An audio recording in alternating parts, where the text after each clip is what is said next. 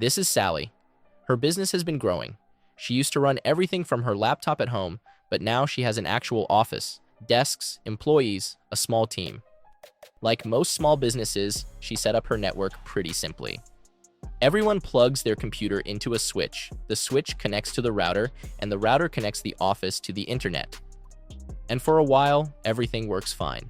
But now that her company is growing, Sally has started noticing a problem. In fact, she has two teams.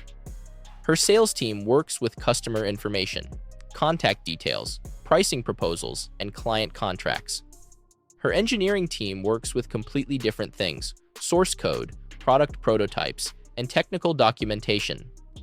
Right now, every computer in her office is on the same network, which means anything on any computer can in principle reach anything on any other computer. If a salesperson's laptop gets infected with malware, that malware can reach the engineering team's files. If an engineer accidentally misconfigures a share, the sales team can see internal technical documents. Sally wants to separate the two teams.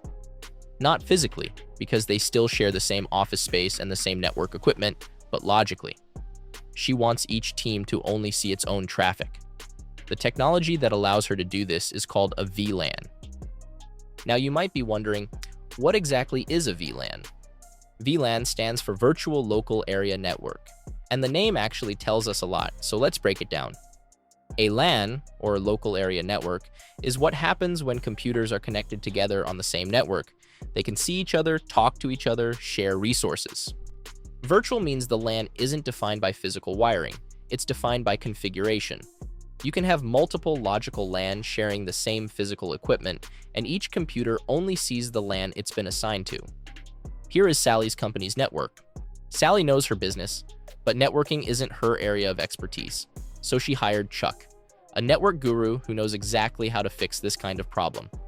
Chuck arrives that morning, grabs a couple of cups of coffee, sits down at the console, and gets to work. Let's look over his shoulder and see how he builds Sally's VLAN setup. First, Chuck takes a look at Sally's physical network. She has one Cisco switch, the same type of switch you would find in a small business office. Connected to that switch are three computers. On the left, there is PC1, a sales team laptop. In the middle, a second PC, an engineering laptop, and on the right, a third PC, another sales team laptop. All three computers are plugged into the same physical switch. Right now, they are all on the same network. Chuck launches the PC to inspect their IP addresses. The first sales PC has the IP address 192.168.1.10, the engineering PC has 192.168.1.20, and second sales PC has 192.168.1.30. This is Chuck's starting point: one switch, three computers, and no VLAN configured yet. Let's confirm they can all reach each other, starting with PC1. Can it ping the engineering PC? Yes, it can. Can it ping the other sales PC? Yes, it can. And the same is true in the other direction. PC2 and PC3 can also reach the other computers on the network. As you can see, everyone can communicate with everyone else. That's the normal behavior of a basic switch with no VLAN configuration. But now watch what happens when Chuck adds VLANs. To configure the VLANs, Chuck opens the switch's command line interface. This is a text-based interface that allows to configure and manage the switch through typed commands. The first thing he does is enter privileged mode. This is done with the enable command. This command gives Chuck access to the switch's administrative commands. In normal user mode, he can only view basic information. To make changes, he needs elevated privileges. Next, he enters configuration mode. The command for this is configure terminal. This tells the switch that he wants to start changing the configuration. Now Chuck can create the VLANs. First, he creates VLAN 10 by simply typing VLAN 10. The number 10 is simply the VLAN ID. VLAN IDs are just labels that the switch uses to identify different virtual networks. There is nothing special about the number 10. Chuck could have chosen another valid VLAN number. Network engineers often use numbers like 10, 20, or 30 because they are easy to remember. Notice that the command prompt has changed from config to config VLAN. That's because Chuck is now configuring VLAN 10 specifically. Any commands he enters now will apply to this VLAN until he exits back to global configuration mode. Next, he gives this VLAN a name, namely sales. The name command tells the switch to assign a name to the VLAN. In this case, VLAN 10 is named sales. The name does not affect how the VLAN works. It is just a description that makes the configuration easier for humans to understand. Now he exits VLAN configuration mode using the exit command. Now Chuck creates the second VLAN. The command VLAN 20 creates a new VLAN with ID 20. Again, the number is just an identifier. Then he names it engineering and exits the VLAN 20 configuration. Now the switch knows that two separate VLANs exist, VLAN 10 for sales and VLAN 20 for engineering. But there is one important thing to know. Creating VLANs does not automatically move any computers into them. Right now, every switch port is still assigned to the default VLAN, which is VLAN 1 on Cisco switches. So even though VLAN 10 and VLAN 20 now exist, none of the computers are using them yet.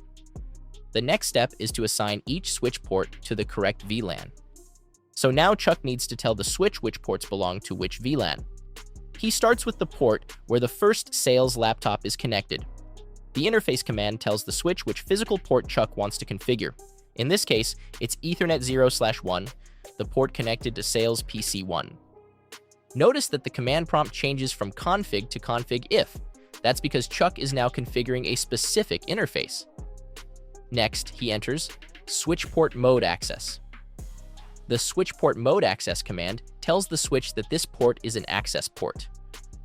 Access ports connect end devices like laptops, desktops, printers, or servers, and they carry traffic for only one VLAN. Now Chuck assigns this port to the sales VLAN with the command switch port access VLAN 10. This places port Ethernet 0/1 into VLAN 10. That means any device plugged into this port automatically becomes part of the sales network. And that's it for the first sales laptop. Next, Chuck configures the engineering laptop. The commands are the same.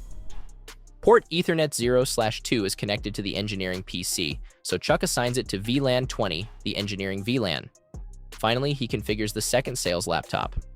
Since sales PC 2 also belongs to the sales team, port Ethernet 0/3 is assigned to VLAN 10. That's it. The configuration is complete.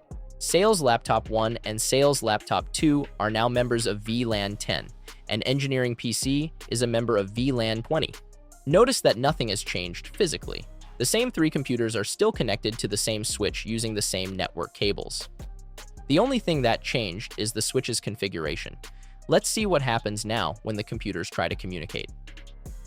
First, Laptop 1 tries to reach the other sales laptop. Both are in the sales team. Both are in VLAN 10. That works fine. They can talk to each other. Now, Laptop 1 tries to reach the engineering PC. So sales laptop trying to reach engineering PC. Nothing. 0 replies. Let's test the connection in the other direction. Can the engineering PC reach the sales laptops? No response from sales laptop 1. What about sales laptop 2? Also, no reply. The separation works both ways. Remember that these three computers are still connected to the same physical switch. The cables have not changed. The switch has not changed. The only difference is that they are now in different VLANs. Sales Laptop 1 and Sales Laptop 2 are both in VLAN 10. The engineering PC is in VLAN 20. The switch is treating them as two completely separate networks, almost like there are two different switches sitting inside the same physical device. And that is the power of a VLAN. So what actually happened inside the switch? Let's take a closer look at what the switch is actually doing. When Laptop 1 sends a packet to the engineering PC, the frame arrives at the switch on port Ethernet 0/1. The switch checks its configuration and sees this port belongs to VLAN 10. Next, it looks for the destination device. The engineering PC is connected to port Ethernet 0/2, but that port belongs to VLAN 20. At this point, the switch stops. It does not forward the traffic because VLAN 10 and VLAN 20 are separate layer 2 networks. From the switch's perspective, these are two completely separate switches that just happen to exist inside the same physical device. That's the idea behind VLANs. A VLAN allows one physical switch to act like multiple independent switches. A hospital can use VLANs to keep patient monitoring equipment separate from staff computers. A university can use VLANs to separate student Wi-Fi from administrative systems. A retail company can use VLANs to keep payment terminals isolated from public guest Wi-Fi. In every case, the idea is the same. Just because devices share the same physical equipment doesn't mean they should share the same network. VLANs allow one physical switch to become multiple logical networks, giving different groups their own separate space while still using the same hardware. And that's exactly what Chuck did for Sally. Sally had one flat network where every device was on the same logical network. Now she has two separate networks running on the same physical switch. The sales team has its own VLAN, and the engineering team has its own VLAN. Same office, same cables, same hardware, but now each team has its own isolated network space. You've been on VLANs your whole life, now you know what they are. That's it for today. Thanks for watching. If you found this helpful, hit the like button, subscribe, and turn on notifications so you don't miss the next episode. See you there. Bye-bye.